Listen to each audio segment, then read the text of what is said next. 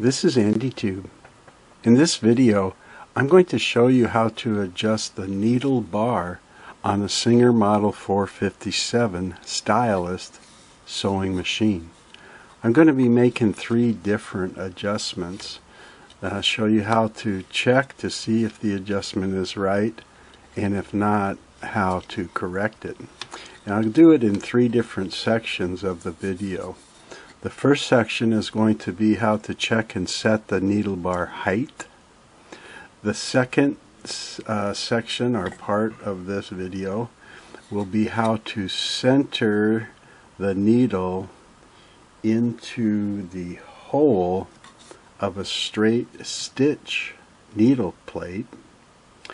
And the third will be how to adjust, if necessary, the needle closer to the hook point below. Okay, so the first here, setting the needle bar height, you want to check it first to see if it's in the correct height.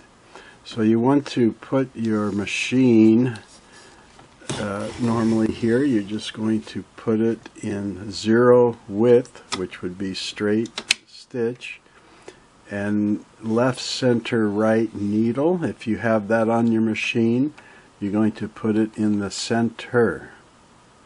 Okay, for this, the stitch length setting does not matter. Now, on this type of vintage sewing machine, there are a couple of timing marks on the needle bar. With the needle bar all the way up, the timing marks are up here. And they're separated just by a short distance, a 1/16 of an inch, let's say, something around there. And the top band on here, it's milled or etched right in all the way around the needle bar. That's called the height mark. Okay. And what you do to check the setting of your needle bar is to lower it all the way down as far as it will go. Make sure it's at the very bottom. I use the needle bar link. That's what I keep my eye on. This needle bar link above the bushing here. That's how I watch how it's at the lowest point. Most people are going to watch it down here at the needle clamp. Some people watch it up here at the very top of the needle bar in relation to the top bushing. So however you like to do it, just make sure it's at the lowest position. Okay, and then that top timing mark should be right up here against the bottom of the lower bushing. That is the correct height to set the needle.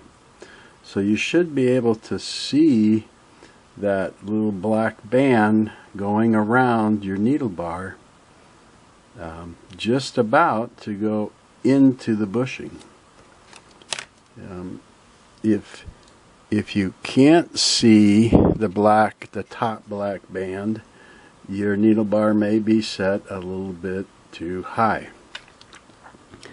If you see a big space of silver between the top band and the bottom of the bushing, your needle may be set too low.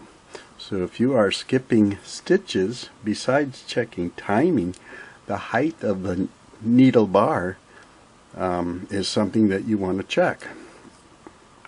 You may want to take your needle bar out because it's bent or damaged, or you may want to take it out if you're cleaning or restoring the machine.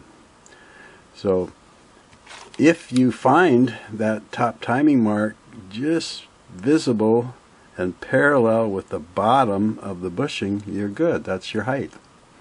If it's not and you want to reset the height, on a machine like this, you just loosen one clamping screw.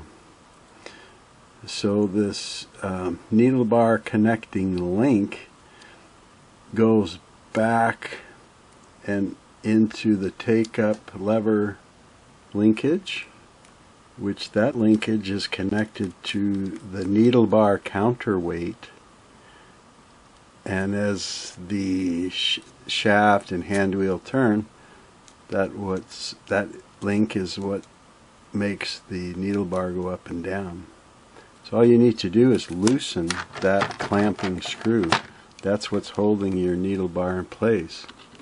Be sure you get a well-fitting screwdriver, and this can be very tight, and maybe yours has never even been off after it was installed at the factory, in which case normally the height would be perfect, but you never know. You can also loosen this with some oil or a penetrating oil if it's very stubborn. But usually if you're just firm with it, you can loosen it. And it may be stuck in there. It may, now that you have that loosened, the needle bar may not want to move. It may be full of old dried up varnished oil in the clamp, and it may not want to budge. So don't be surprised if that happens.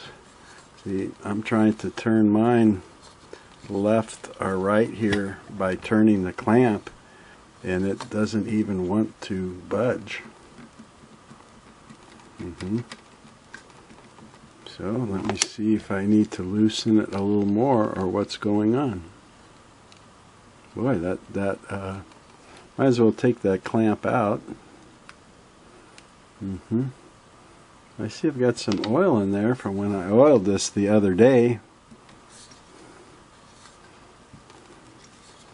Yikes, is that baby in there? That clamping is in there tight, huh?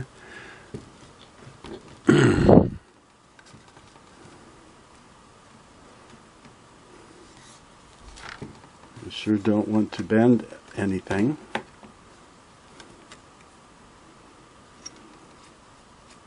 Yeah, it looks a little grungy in there.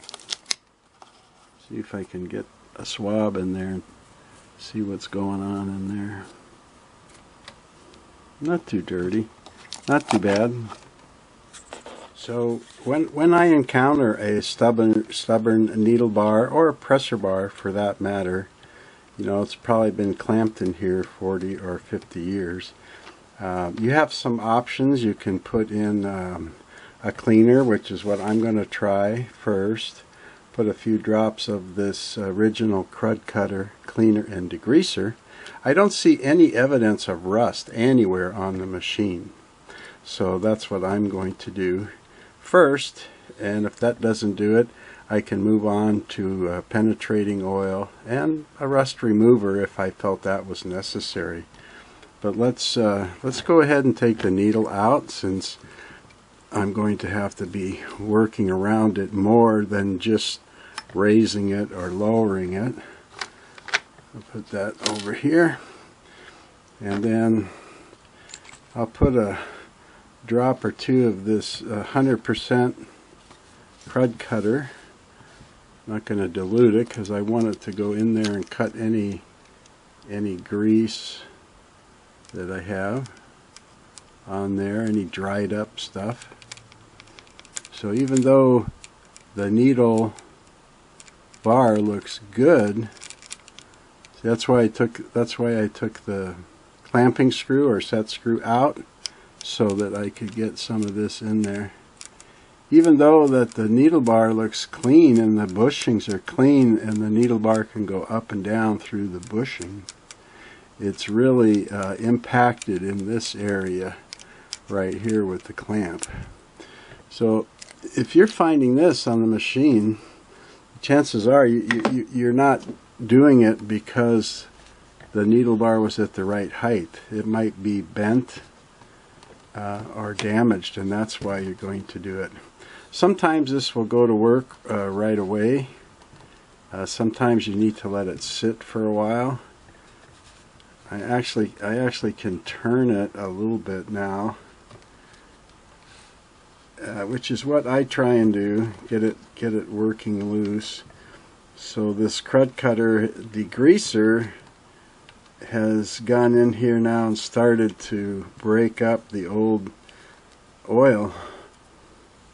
Even good sewing machine oil, when it dries, it's just almost like a varnish in there.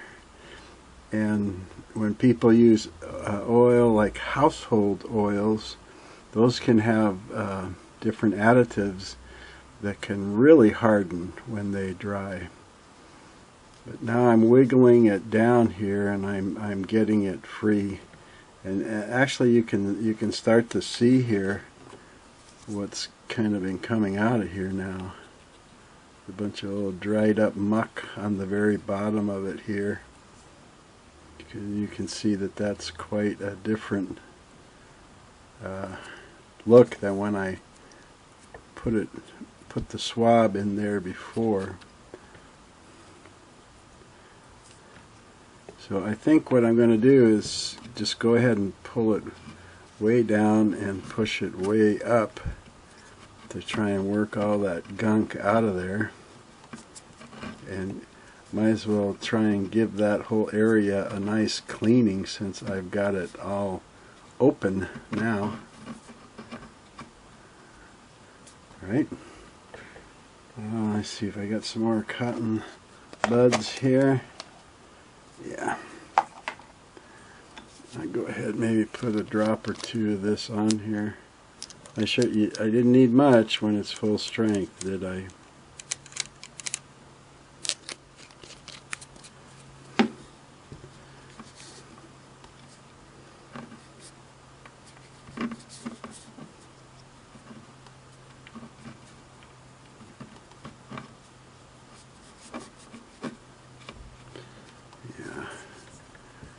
Okay, put it all the way up here and I'll clean it as I pull it down, I guess. Turn it back and forth and try and go all around. You can see how much stuff. It sure looked pretty clean, didn't it? That's what's I guess that's why when I restore a machine I do a lot of dismantling of these parts, because even though they can look clean on the outside, it's amazing how much gunk washes out of them from all the little hidden places and crevices and so forth. I can even see the part number now on the needle bar. Okay, it's looking a lot better. So, like I said, if the crud cutter or cleaner degreaser like that hadn't done that, I probably would have sprayed some kind of penetrating oil that frees up stuck parts, like 3-in-1 Professional or WD-40. I think there's I hear a lot of others, a PB Blaster maybe. You know, they're not made to lubricate a machine, but for freeing up sticky parts, I think they have stuff in them that kind of does the same thing as this degreaser. A little bit of solvent, you know, to break this up. If you don't have crud cutter, you could just try some alcohol in there, some rubbing alcohol, to try and loosen up the gunk in there. Of course, I just degreased the bushings now too, so when I get this finished, I'm going to have to remember to re-oil the bushings, because they don't have any lubrication now. Okay, I think that sure looks a lot better. So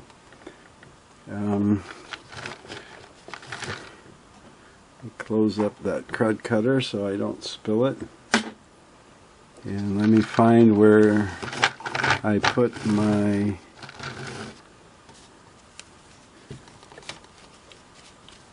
set screw, and we'll put it back in the clamping screw here. Okay.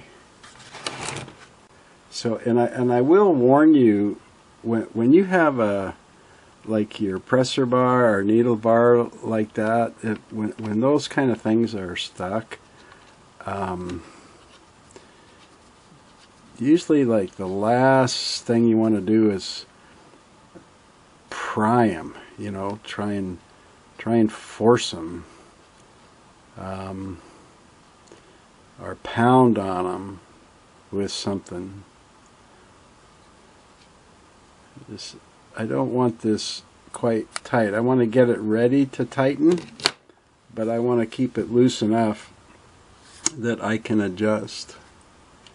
Yeah, I can force it up and down a little bit. Okay, so let me turn the hand wheel and lower that connecting link down so I know that it'll be in the lowest position. Okay, and then I'm going to adjust it. Here, I'll pull it down too far.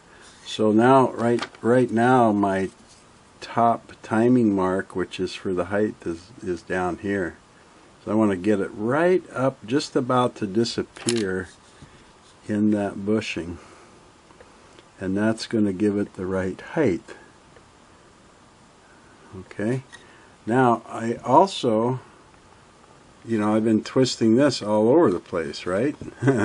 So I also need to line it up properly so that the needle won't be twisted. And you're just going to have to kind of do that by eyeball. This particular needle clamp has nice square sides, so I'm at the end of the machine. I'm going to look and see if I can, you know, make it very square and parallel with the front. If I was at the front of the machine doing this, I would want to make sure this side was parallel, like with the slide plate or something, to give me something to help line it up. And you can also look at the position of the thumb screw on the needle clamp back there.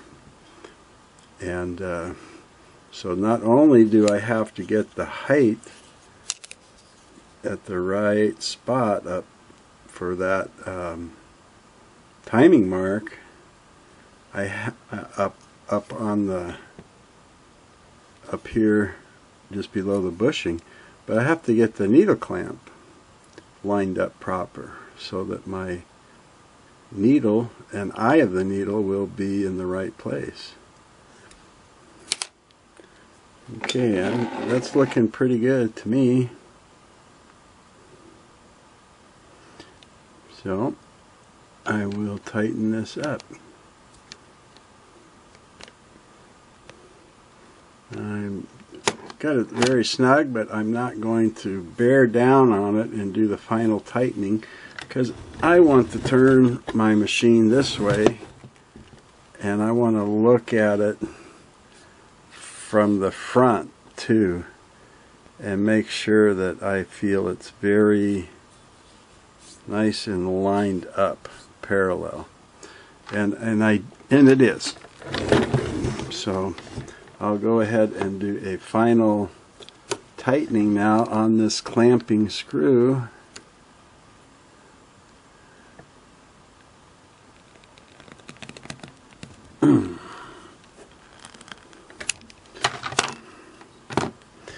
Then I'll check it again and lower that down all the way, which makes my needle bar all the way down. And just kind of lean down here and take a peek at that top timing mark. Yeah, that's it. Okay, so that's how to check and, if necessary, set or reset the height of the needle bar on this model 457 and many other Singer machines too. So the next thing I'm going to do is I'm going to grab the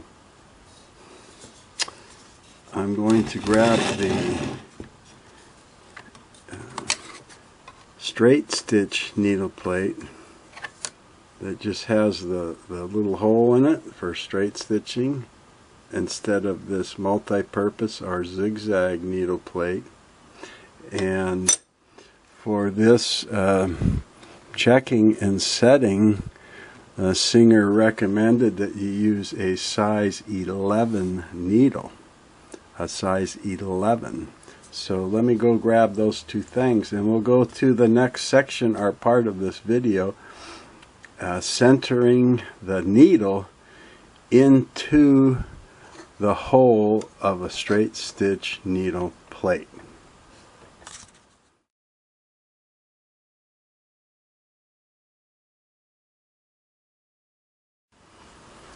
Let's continue on with the second part of this needle bar video now.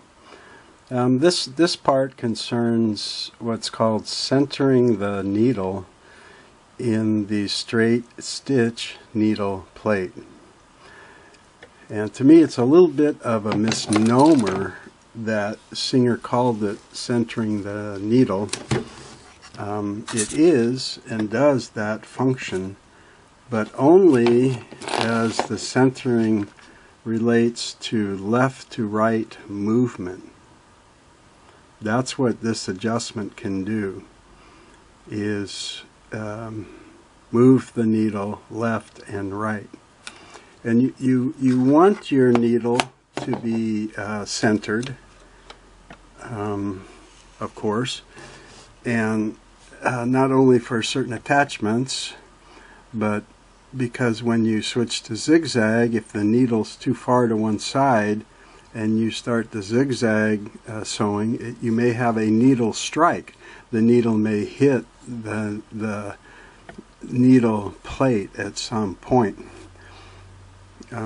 If we look at this, if we lower this needle down into the needle hole on this plate, if I can get as close as possible here and line this up a little bit. It looks pretty centered. You know, looking at it like this, it looks to be in the center. But the true way to test this is to take out the multi-purpose or zigzag needle plate and put in the straight stitch sewing needle plate. So, and that is this one with the small hole. When you use this needle plate in conjunction with the straight stitch foot, you get a much smoother straight stitch on your fabric. And that is because the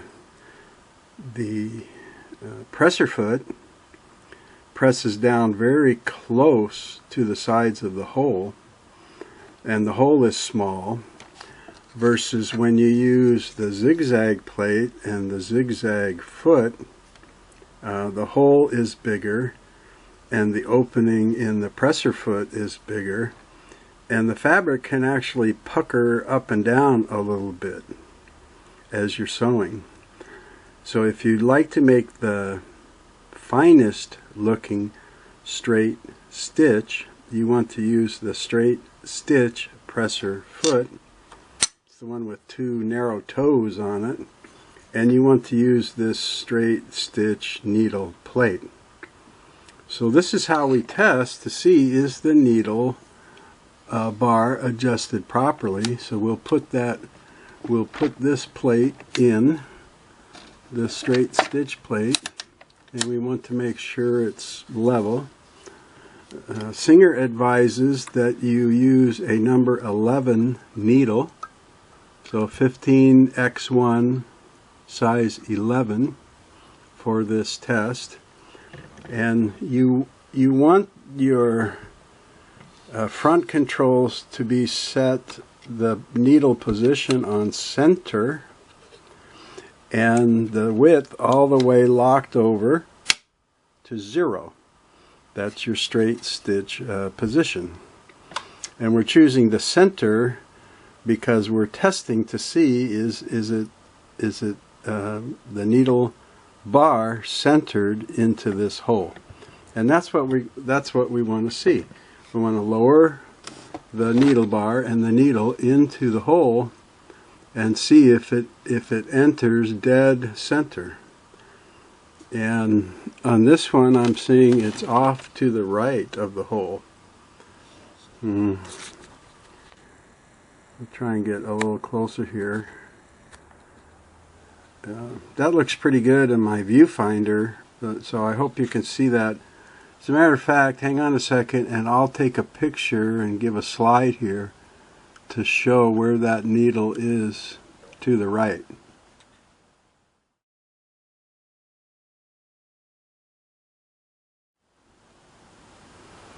Okay, so we know that our needle is not centered. So how do we correct that is the adjustment that we need to make now. So let me back out here and turn the machine. I got to move a light here so that we can look on at the machine this way. Okay. So this is like the vibrating bracket here. This is what allows the needle bar to swing a little bit more light. Allows the needle bar to swing left and right to make the zigzag stitch. And what causes this bracket to swing left and right when you're in zigzag is called the needle bar driving arm. And it comes back from the cam stack back here where the zigzag cam is, and it swings forward and back to drive the needle bar vibrating bracket. And there's a spring here that helps push it back as it drives it forth. But the main thing is the end of the needle bar is right here. This little rectangle black piece is the very end of the needle bar. And it's connected to and held in place to this bracket by a hex screw that's squeezed right in here on the side, right next to the aluminum casting of the nose of the machine. And it is a very tight fit. Let me see if I can get a little closer in there. So there's the end of the needle bar, that black rectangle, and here's the hex screw or hex bolt that goes in through this connector bracket and pinches it to this bracket to hold it in place. There's no hole in the this bracket. This bottom piece is kind of a U shape for the hex bolt or hex screw to slide into. And what you need to do is loosen this so that we break the connection between the driving arm and the vibrating bracket so that we can move the needle bar into the center of the hole in the needle plate and then retighten it. Now, I made a video like this once before on a 337, I think, and that's when I found out Singer said to use a 1/4 inch open end wrench. And I went and bought a 1/4 inch open, and let me back up. I bought a 1/4-inch open end wrench at the hardware store and found out it does not fit. This is a pretty standard size here for a 1/4-inch wrench, but it wouldn't fit in here. And then I found out I loosened this painstakingly and with a big hassle with a pair of needle nose pliers. Boy, what a pain that was. But even then, when I got this nut out, or the screw out, I found out the 1/4-inch didn't even really fit it good. So I have a 1/4-inch open end wrench that I don't use. But anyway, a very nice couple who were viewing that video made a comment to me that they had found the same problem, and the husband found this wrench.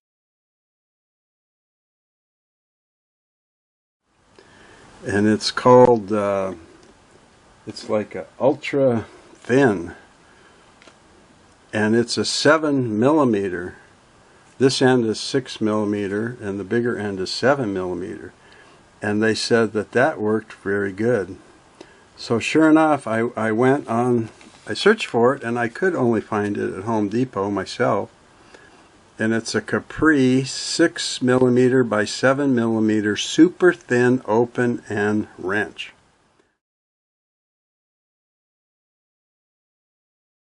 I think it was, I want to say $6 or $7. So I ordered it, free delivery to the store, and picked it up. And you can see it is thinner. Where's that one I had? So the shank or shaft, whatever this part is somewhat thinner, but look at the wrench end of it. You know, it is really a lot thinner. And so even this super thin barely gets in there. Whee, man, I mean, it is close. So, but it gets in there, and let me get it in there, and I'll loosen that hex bolt, and what we've got to do is stabilize the driving arm while we adjust the needle bar and the bracket to the right spot. Because if I just push it back and forth now, it just pushes the driving arm with it. It doesn't really change anything.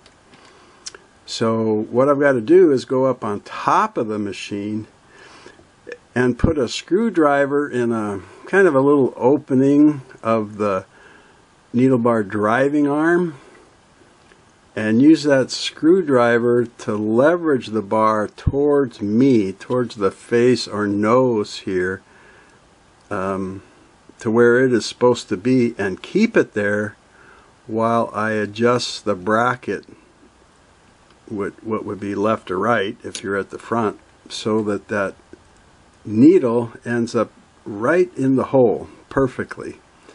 And then hold that there while I tighten the hex bolt or hex screw back up. Okay, so I'm gonna actually I'll shut the camera off while I move it, because it's always weird moving it while it's on. But I'll kind of show you up at the top here where the screwdriver goes, and then I took a close-up picture of it earlier to show you with the screwdriver in place, so you kind of get the idea of where to put that screwdriver to hold the needle bar arm steady and pushed forward while you're making the adjustment. So I'll be right back. Gee, you can almost see it. So this edge you see right here, this kind of L-shaped edge, that's the needle bar driving arm. And up on the top of this short end, there is a slot directly under the horizontal arm shaft that is made for you to put your screwdriver right there. So I'm standing at the back side of the machine looking down at an angle so I can see that slot. And then that's where I'm going to take one of my bigger screwdrivers into that slot and get on the other side. Then I'm going to, there's a center part of the aluminum casting that goes right in here, kind of to stabilize the camshaft down there. Okay, and I'm going to put the screwdriver against the side on the left here in that little slot to push the driving bar arm towards the needle bar. So you have to push it up there and hold it. Okay, now while I set the camera back up, I'll show you a slide of this with a little brighter so you can see maybe the screwdriver better in that slot.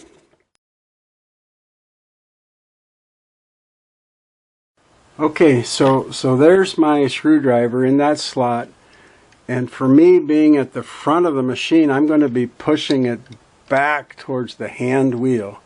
Be pushing it away from me, which will push that needle bar driving arm towards me. Okay, and then down here, that's going to stabilize this end of the driving arm and allow me to move this bracket, the vibrating bracket, to center the needle in this hole, right?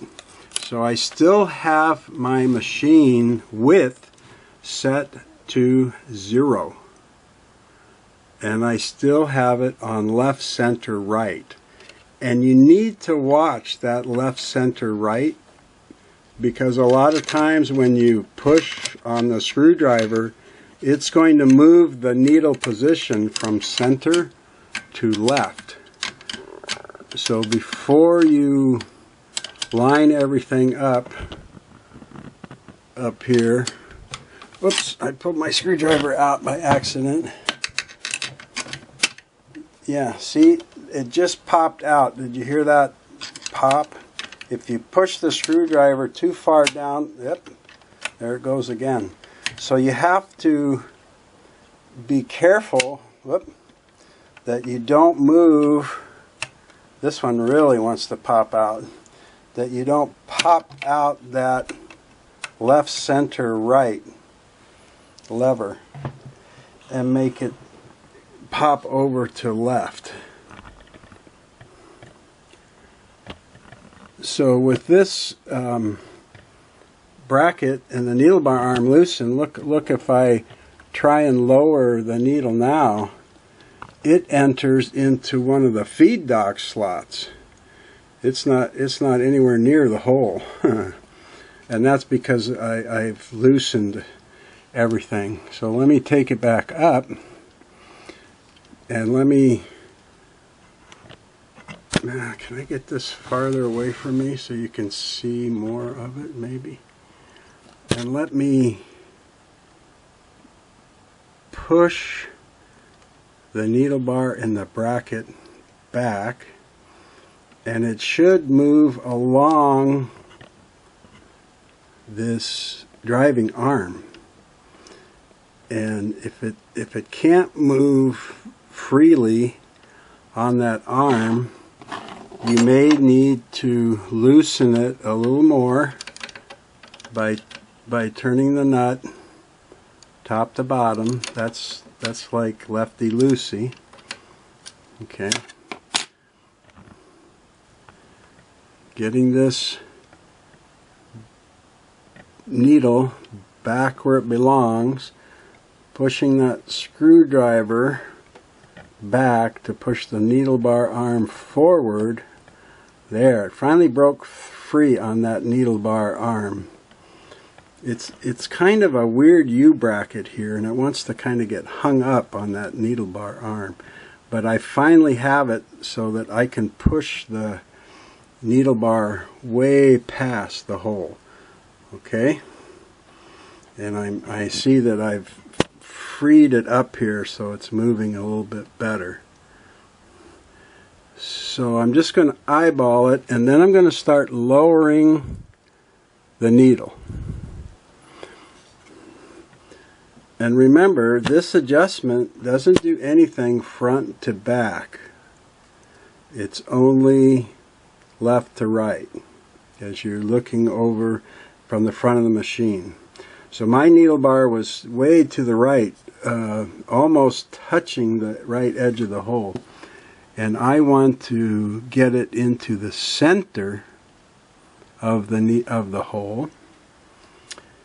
And then I want to check my left, center, right, make sure I'm still in the center position, that I haven't popped out of that. And everything is looking good, so I'm going to try and hold everything there and tighten this hex bolt back up by moving it from the bottom to the top. Right? So take your time. Make sure you don't pop out of that left, center, right, that you stay in the center. That's the most usual thing. As you start crimping this down and the end of the driving arm gets pinched, it can push back on that screwdriver and pop the center position over to left. And we don't want that. So far everything here is remaining stable. And I've just about got this tightened up firmly. And I'm gonna check it again. I'm gonna take my screwdriver out now. And I'm going to turn the machine around to face me. And I'm going to check my left, center, right. Perfect. And now I'm going to check my hole. And darn it, I see that I moved it too far to the left. Before, my needle was right of center. Now it is left of center. Dang. So I'm going to have to repeat this process. Let me get set up to move it again, and then I'll start filming. Okay, I'm going to try and sit at a different angle here now, because I really thought I was dead center in that. And then when I came around to the front side, I could see I was off. I was off. So I've put the screwdriver back up there to hold the driving arm in position. I have loosened the hex screw again. I verified I'm at 0 width and in the center. I haven't popped out of the center. I know I keep saying that, but it's because it's so easy to do. Now I'm going to hold that screwdriver and I'm going to try and move this needle bar into the center now. And I can stick it farther down in there, or just about a third of the way, as long as I can see it. Now I've got it in position. The screwdriver hasn't moved. I'm still in center. I feel the needle is much better centered now that I can see it dead on. So I'm going to try and tighten that hex screw or hex bolt back up now. Okay. The driving arm hasn't moved. It hasn't popped out of center position. I'm getting the Boy, believe me, with this super thin wrench, that is very sweet. There. Now, let me lift this up. I'm going to purposely, take out my screwdriver, purposely move left, center, right to move that around, go into zigzag and move that around, then back to zero, back to center, and I'm going to lower my needle and see if it stayed in the center. Much better. Much better. All right. So, that is how to center, and what Singer calls centering the needle in the hole, needle hole of the straight stitch needle plate. They want you to use a size 11 because from the flat side of the back of the needles and how the shank comes down to the point, they're all at the same place, no matter what size. So where this point is going in the hole now, if I took this out and put in a size 14 or 16 or 18 or 19 needle, the point of those needles would enter the hole at the same plate. So it's like the front side of the needle and a little bit to the right, it's this side that's thicker or bigger. The flat side, back side, the way I call it flat because it's flat at the top where you put it into the needle clamp, that comes down, and it's the same on all the needles. It's the front side that's bigger. So if you get the 11 needle in there, center, all the bigger needles will fit into the needle hole without scraping on the side of the needle hole, which is what you want. Now if you put your straight stitch presser foot on here, it should be spaced evenly, the little toes evenly on each side of the hole, and your needle won't come anywhere near those toes. If your toe covers part of the hole or rubs against the needle, you either have a bent needle or a bent presser foot. And you'd be surprised how many bent presser feet I have found over the years, where it looked like the needle was out of position compared to the presser foot, so I changed the needle. Oh, that's better. And then the needle would rub on the side of the hole. If I took the presser foot off and did this adjustment that I just showed you, left or right, to put the needle right in the center of the hole, and then if it rubbed on the presser foot, I got a new presser foot, and that solved the problem. Okay?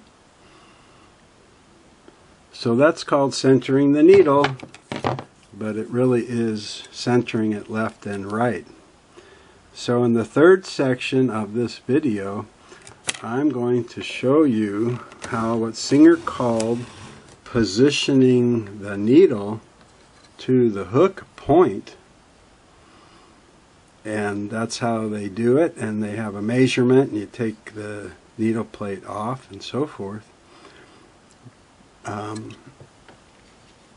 So I'm going to show you that, but to me it's still centering the needle now front to back. To me is what the adjustment is. Because if you center a straight, undamaged, unbent needle into the center of this needle plate, needle hole from the front to the back, you'll be at the right distance from the needle point to the hook point. Okay?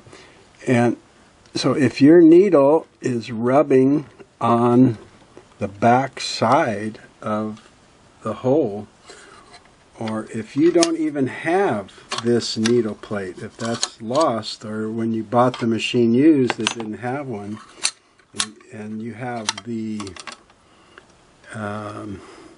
zigzag or multi-purpose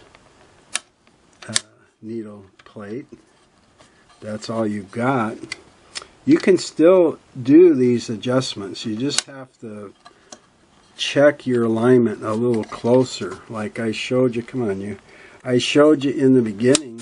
The needle looked pretty straight in this hole of the zigzag plate, but when I put the needle straight stitch plate on there, you could see the needle was off to the right of the hole.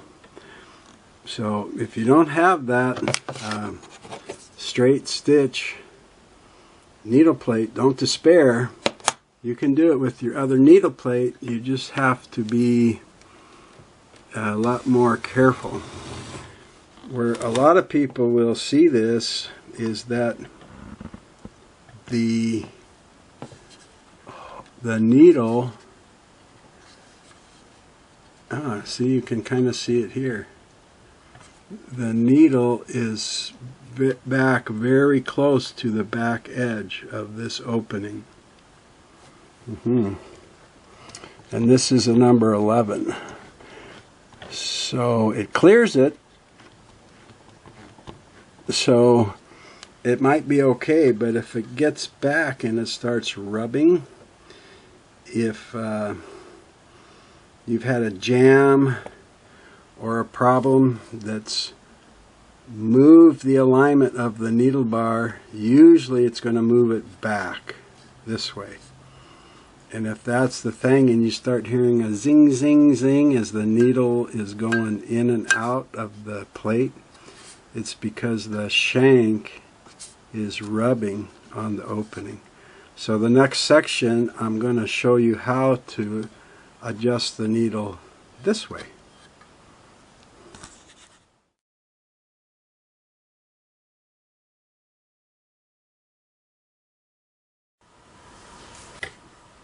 Okay, we're now going to do the third and final part of the video, and the singer describes it is setting the distance of the needle to the hook.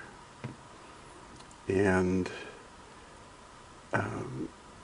I like to think of it as setting the needle from the front to the back.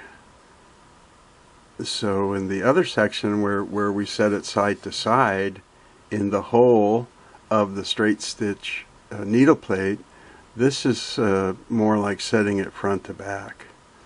But they called it setting the distance of the needle to the hook down below. So to do this adjustment, you need to remove the presser foot, and you need to remove the bobbin case as I showed you before, and you need to remove any needle plate that you have on, and you really need to remove those two screws and take out the feed dog, because you have to get right down in here, you know, where the needle point and the hook point match up. And you're not going to be able to take this measurement and do the setting and stuff if the feed dog is there. Now, to think a moment about why you would do this would be, if this setting wasn't correct, you could be rubbing, the needle could be rubbing on the front or the rear of the hole, needle hole in the needle plate, whether you're using a straight stitch or you're using the zigzag plate. And even if it's not exactly rubbing, if the needle is too far away from the hook, on some sewing situations, the hook isn't going to be able to grab the little loop of thread in the back as it comes by. So if you're having a needle rubbing on the sides of the holes, I already showed you how to make that adjustment. But if it's rubbing or striking front and back, I'm going to show you how to do that. So there's situations where the needle will not scrape or strike on the zigzag plate, but then if you put your straight stitch you want a really fine, like top stitch, and all of a sudden the needle is striking the plate or scraping on the side and tearing the thread and shredding the thread and stuff like that. So that's why you would want to see this. Now the distance, the factory setting calls for the distance between the needle and the hook to be, they literally say this, 0.000 to 0.002. So to me, if it's 0.000, the hook's going to be hitting the needle. But anyway, none of the feeler gauges I had went below 0.002, which is 0.05 millimeters. Okay, 0.002 inches, or 0.05 millimeters. So according to Singer, that's about as far away from the hook that the needle should be. And look at, I didn't even know I had this. Look at this. I don't know, it's about as thick as tinfoil or something. It's a very thin feeler gauge. You know, it's a very minute amount. But anyway, let's just go ahead and take the measurement to see if this fits in here or what it is.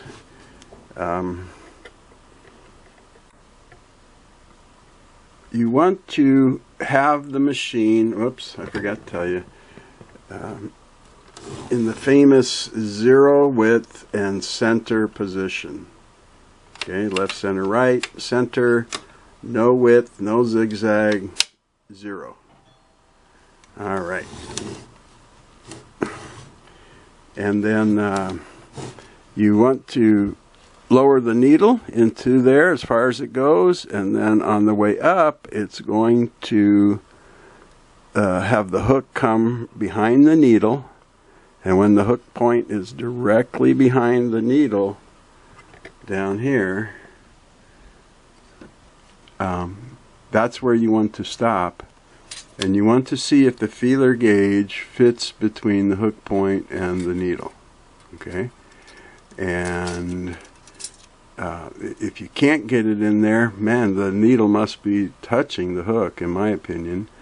But if it gets in here, and watch the needle tip very closely, if the needle tip flexes a little bit, then you're less than the 0.002, which would probably be okay if you can still get this in here. On mine, it's going in very easily, like no problem. So I think I'm a little bit over the 0.002. But let me take a picture of that needle and the hook point from this angle, and then I'll show that to you.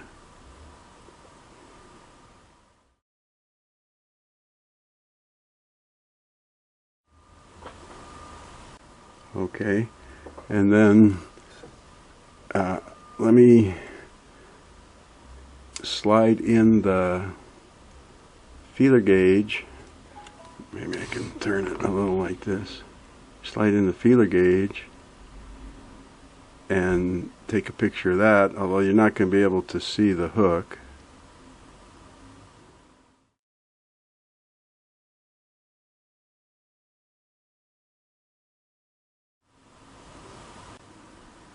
Okay. So I think personally I'm over the .002. But if you don't have a feeler gauge, or your feeler gauge doesn't have this .002, or I guess a .001, you can use your needle plate, and I would use first the straight stitch plate like we did for the other setting, and mount that on there. Make sure it's in position and it's nice and flat and where it should be, and then turn your needle down into there. And if you've already checked the side to side, that should be in the center. And then you want to look, where does the needle enter the plate here? You know, is it rubbing on anything? Is it, I would say you want it towards the center here or back a little bit. And I'm saying that because this looks just a tiny bit forward from center, and when I did use the gauge, it went right in and out. No tension, you know, no, like it wasn't rubbing on anything. It just slipped right in between the hook and the needle. So I would say maybe, you know, maybe I'm a .003. My goodness, imagine. So if you were skipping stitches and you didn't feel your needle was centering, you could do the left, right, and then you could check this and look. And if you like, maybe you don't even have the straight stitch plate. Maybe you only have the zigzag plate. And I was contacted by a viewer a while back about this, and he had been sewing multiple layers of some heavy material. I'm not sure if it was denim or canvas or something, but he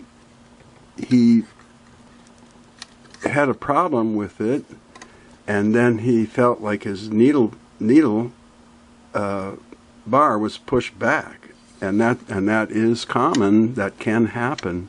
It's hard to think of the whole needle bar losing position, but if you're sewing heavy stuff and you're sewing fast and you get a jam, or the needle bar, the needle hits the plate and snaps, something like that. I have trouble putting this darn plate in, and it doesn't seem to want to sit flat at first when I put it in the side back here. The straight stitch one does just fine. I don't know if this plate is bent a little or why I have that there. Once it gets just right, it goes in good. Anyway, so we had email back and forth about this, and he did the procedure I'm going to show you, and he got that needle bar moved away from the back edge of this opening and into a position more towards the center, and then his machine was fine again. So if I'm looking at this here, it seems to me that the needle is closer to the back edge than the front. But remember, on this one I felt it was a little bit closer to the front than the back.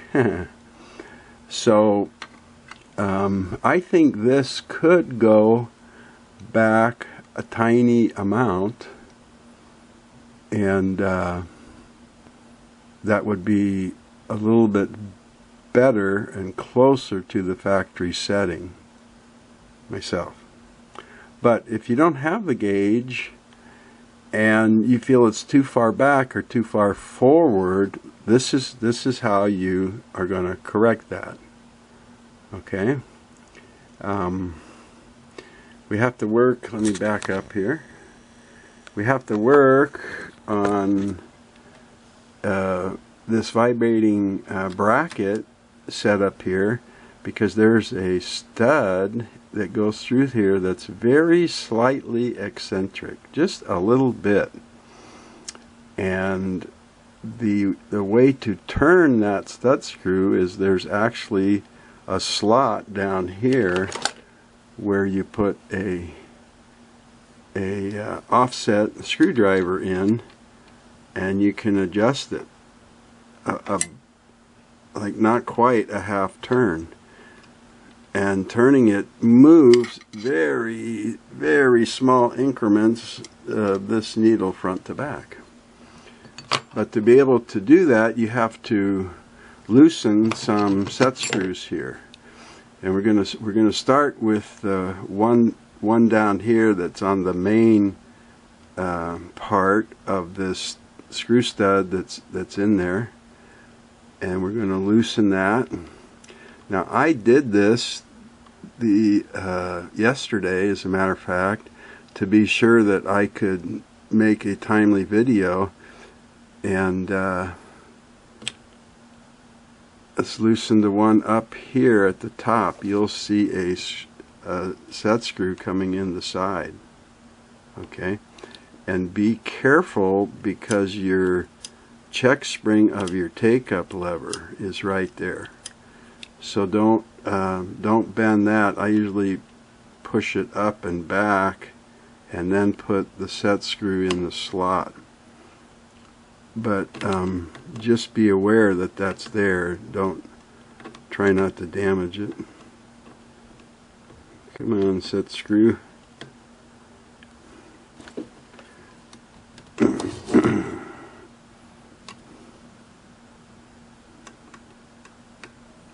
There we go. Turn that a few times to get that loose in there. Now, yesterday when I was, practicing, so to speak, these set screws, they backed up freely and stuff. The next one you have to do, this is a little collar here, and it has a spring where the tail's in it and the coil is around that stud. And what that does is give you the spring back movement. Oh, you see it already moved here. That's what gives you when the needle bar swings towards the hand wheel, that spring helps bring it back, the needle bar. So you want to loosen the set screw in that collar so that you can take the tension off of that spring. Maybe you can see how it springs back when I let it go. So what happened yesterday was, when I took this set screw loose, I couldn't move the collar. So I loosened it some more and I couldn't move it. So I took it all the way out, and this spring didn't activate. It didn't push the collar to the left. I said, oh, that's weird.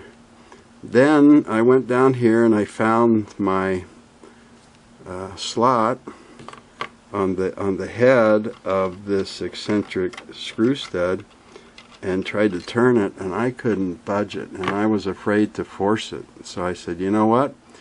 All this stuff was impacted just like the needle bar clamp was in the other part of the video. So I took all of the set screws out, and I dropped the pure crud cutter in there and on top and on the spring, and let it sit for a while. And I came back like a half hour later, and I still couldn't budge the spring, but I could just barely start to turn the stud.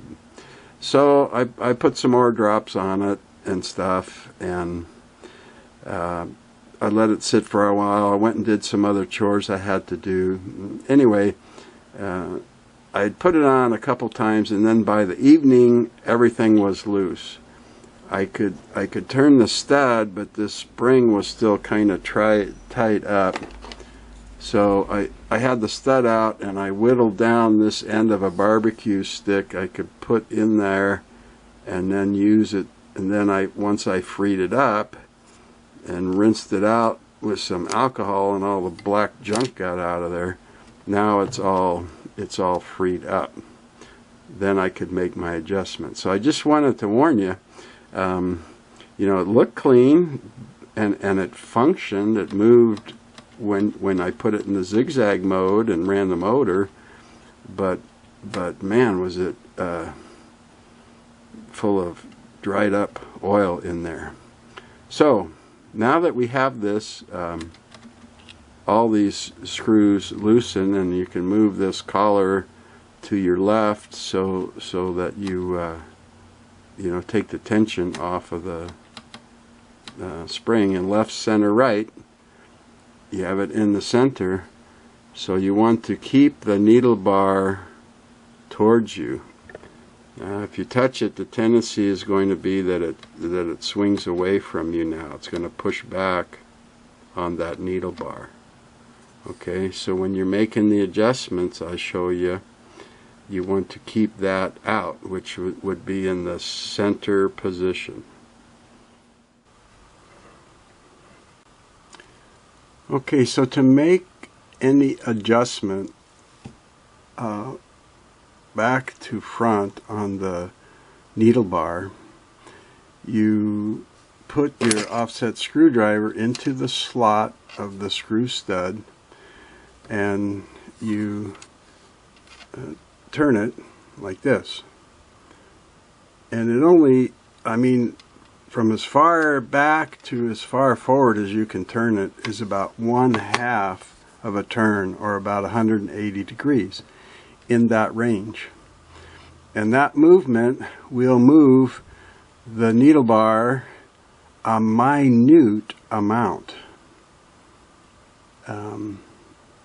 Just barely move it. So let's see if I can get this in here. I'll show you. It's kind of weird because you can't see underneath here. As a matter of fact, let me show you a picture of how that looks looking up from down here.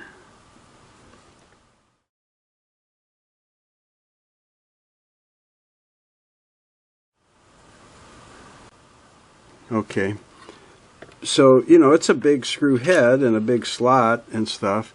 Now if once I got that all cleaned up as I described, look, it turns very easy. You know, you could almost stick a coin in there and turn it like a dime or something, you know. It's not hard. But this is about where it was when I first started it. So let me turn it this way, and that's about as far. When you turn it towards you, it's moving the needle bar back, okay?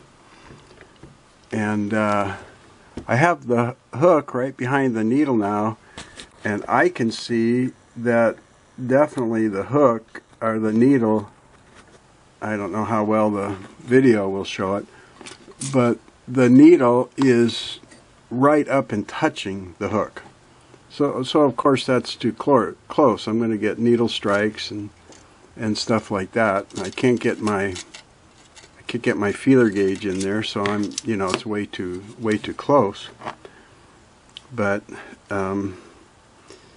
let me find that slot again. It is kind of a pain to do this, but you very seldom have to do it. This is something I rarely have to do, only when the needle bar has, you know, been forced out of position.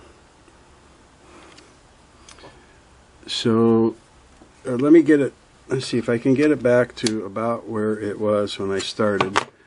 Let me put the straight stitch plate back in here and put the needle down in it, and then maybe when I move it you can see maybe the tiny amount that this moves. Put some light on there, hopefully. So do you remember I said it's a little bit forward of center, okay? And by using my feeler gauge, I felt that it was more than 0.002, because the feeler gauge just brushed right through there, no problem. So that's about where it was when I started. Now if I bring this forward to about there, the needle bar now is a little bit towards the back from center instead of a little bit towards the front from center. And remember to keep this, keep the needle bar pulled towards you. Don't let it drift back, because the spring's not there to keep it forward. Okay. So I'm a little bit back from center on the straight stitch needle plate. Let's put the zigzag plate and see how that was. Do you remember? Because it was already back from center. And oh, here's this crazy plate again.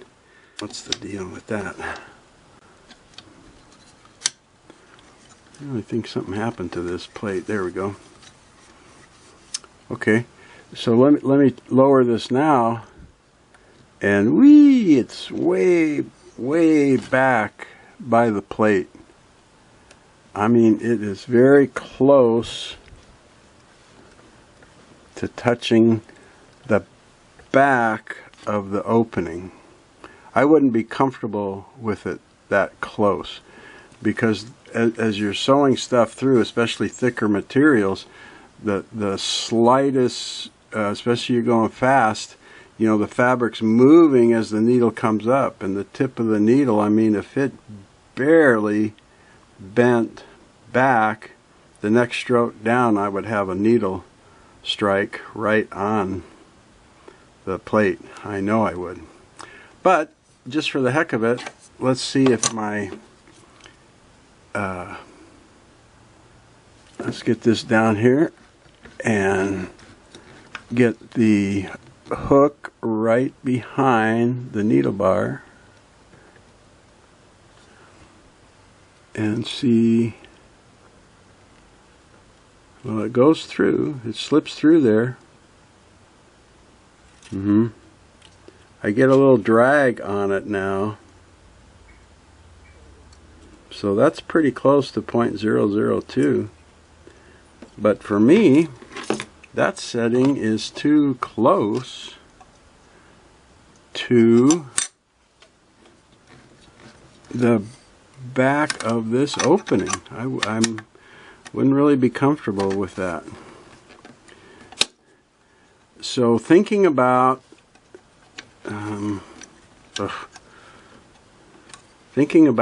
the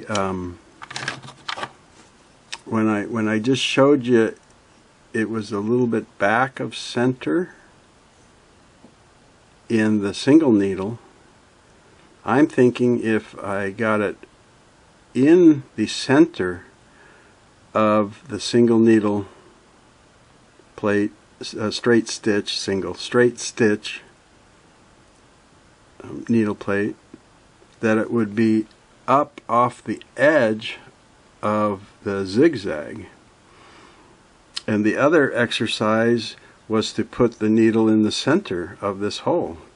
So I think that that's what I want to try and do. It's just too close. So see, where's my slot now? Let's see if I can back out of here. I want to move that back. So I guess right now I have the slot turned right straight towards me, and before it was a little bit past 45 degrees. It was just kind of like going around the corners where the slot was when I started this. So I'm thinking to bring it up maybe about halfway between those two positions, the slot right off of the little corner here, and that's what I want to check and see.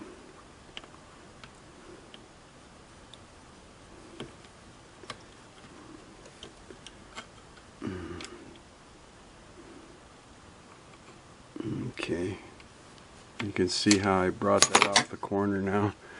I've got to get this on here better. You know, I went around here and cleaned the shelf thinking maybe it had gunk on it. It does kind of have some paint, but the straight stitch plate goes right on there.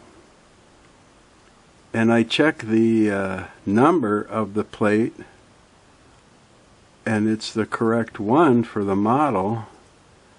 So I'm just not sure why it does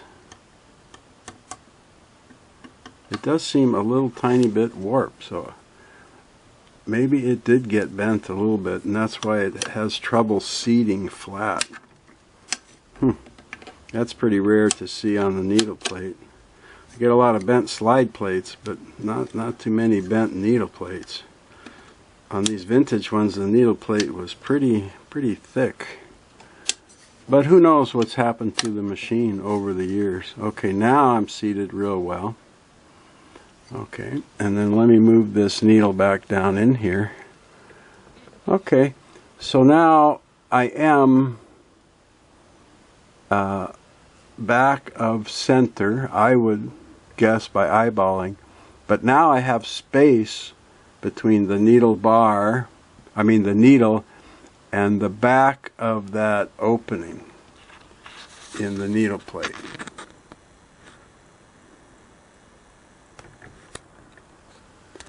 Yeah, see, I'm worried this is going to start to get blurry. But I'm hoping that'll show up a little bit, so between what I'm telling you, you get the idea here. So I'm more comfortable with that for the spacing to the needle plate for zigzag. Let's put this straight stitch plate in here, and see how nice that goes on? And let's lower it slowly down in here and see where we are. Yeah, now see, to me that looks very nicely in the center. So, you know what all of this tells me is, here I found my feeler gauge, that's 0.002.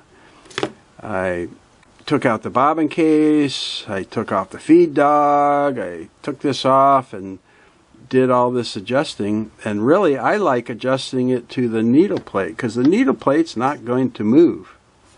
You know, if you have the needle plate properly seated, it's not going to move.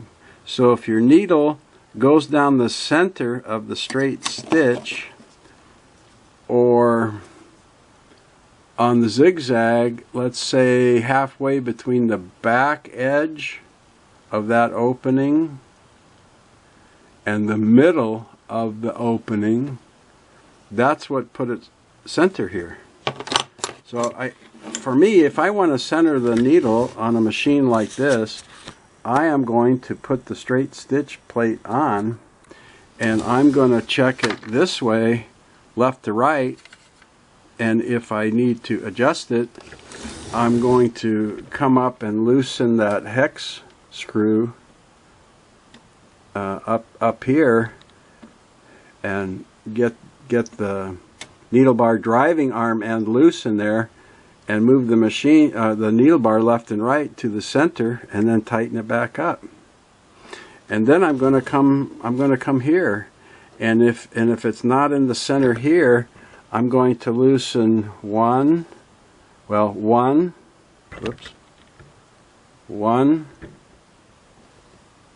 2, 3, the collar, get that loose, and then I'm going to take my eccentric screwdriver and turn it towards me to move the needle bar closer to the hook, or turn it away from me some to get the needle bar farther from the hook. But centering it both ways in the center of the straight stitch needle plate, to me, is the way to go. You know, I wouldn't have had to taken out the bobbin case or the feed dog or anything. I could have just left that all in there. Just put this needle plate on and done my thing. So that's my approach for it. If you don't have a gauge, or you're not interested in doing it, and you do have your straight stitch needle plate, put it on and put the needle down in there. You know, and it's like every other. There it goes down. Now it's coming up, and it's right by the hook. If you watch the gear change video, you know that lower timing mark is right up by the bushing. That means your hook point's going to be behind the needle, and then get it centered. Do either one, the left-right adjustment or the one I just showed you, and get it centered, and I think you're going to be good. If you don't have these, you can buy these, $5 to $7 new. You can also find vintage ones, you know, on eBay.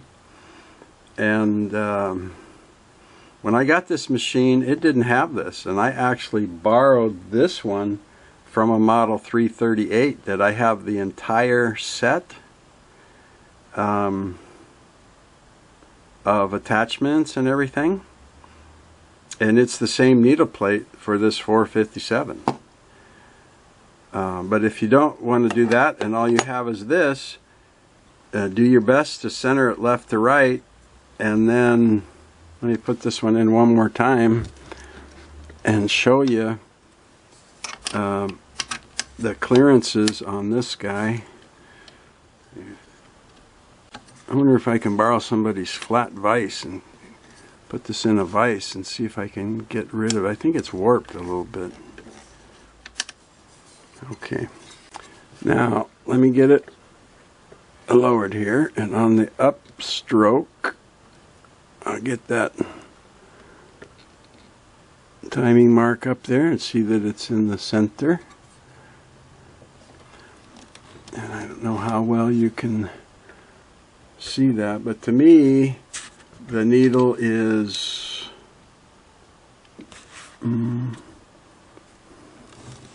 like between the center point and the back, and there is a gap in the back. It's not up against the opening. So some kind of an adjustment like that off of the back edge of the opening, centered between the back and the center of the hole, and then centered in the straight stitch needle plate, of course, if you have it. To me, that's the best adjustment of the needle to the hook point, by adjusting this eccentric screw stud. Okay, now when you get it back, when you get it adjusted how the position you want, if you did adjust it, the way to do this is be sure and bring that needle bar towards you. Don't let it be sitting in the back and tighten stuff up. And verify that your needle position is left, center, right, and you're in 0 width stitch or straight stitch. And then I'm going to come up here and tighten this upper one.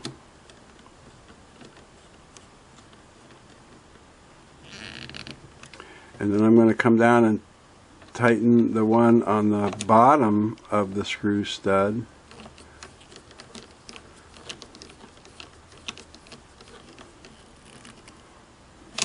And now to tighten the one in the spring collar, you've got to push that collar to the right here. You got to turn it counterclockwise, and that set screw should be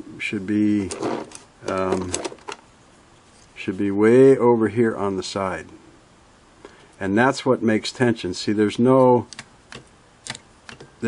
tension on the spring to help with the zigzag movement. So you've either got to, you know, push it over and hold it with your thumb, which is what I usually do. I crank it around there very hard and get it over towards this edge and hold it there with my thumb. If you don't have the hand strength to do that, maybe you could, I don't know if a screwdriver would be, yeah, I guess if you were careful you could put a screwdriver in there and do it. I don't know if you could use the, you know, if you could get it partially, get the screw back in there and use the actual screwdriver to move it over. I'd be a little careful doing that, but you could also do that, get that pushed over by pushing on the screwdriver, then hold it there with your thumb while you tighten that up. And there aren't any flat spots on this screw stud, you know, and you only got the one set screw to hold everything, so you have to tighten them pretty good. You know, you never want to strip or damage them, but you gotta make them pretty snug, because as that needle bar, now see how it springs back here. Okay, you know, it's holding this stud in place, and the vibrating bracket's going to be turning, you know, back and forth on it, so you don't want it to ever get loose. You know, if you ever notice your left and right movement being weird, this may have turned on you. Or the other thing that I've seen when people have brought it to me and say, hey, something's weird here, is this spring has a tail that goes into a hole on this collar, and the spring have broken off right at the bend where the last coil of the spring comes and makes a 90-degree turn to go down in a hole of the collar, and I could see the busted off tail sticking up out of the hole. I said, oh, the spring broke. So I hope you have a better understanding now of, you know, how the needle bar driving arm fastens, and how you can make your adjustment here to move the needle bar left and right when you want to, if you need to recenter it, and how you can loosen these 3 set screws and turn the eccentric with an offset screwdriver, or again maybe a coin, and turn that to move the needle in very small increments front to back. Okay, maybe you haven't seen that before. I'm hoping that was interesting enough to be worth your time to watch. And that's the adjustments on the needle bar of a Singer Model 457 and many others. When you see this type of a vibrating bracket and the driving arm end, whoops, and the driving arm end, that's usually, there's a few models like this. You know, they have the bottom one with the head of the screw stud. You can feel there and say, oh yeah, I have a screwdriver slot, and you have this little spring collar with the spring in it, you know, and the stud is about that long. It goes right up to the bottom of the bracket for the driving arm. They're going to adjust, those models are going to be able to adjust the same way like that. Once you get into some of the, like the 401, the 500s, you actually move the hook closer to the needle. Whew. And you do all that down below with all those gears and stuff down there. But on these, it's not too bad. I mean, now you know how to do it, right? And anybody watching this can do what I just did and play around. And I mean, if you move it forward or back and you sew and you're like, well, you know, I don't think I moved it enough, or I moved it too far. It's not that hard just to loosen these 3 set screws, put your machine in center position, 0 width, you know, put your number 11 needle on there and see where I'm at and say, I think I'm still a little bit too close to the back here.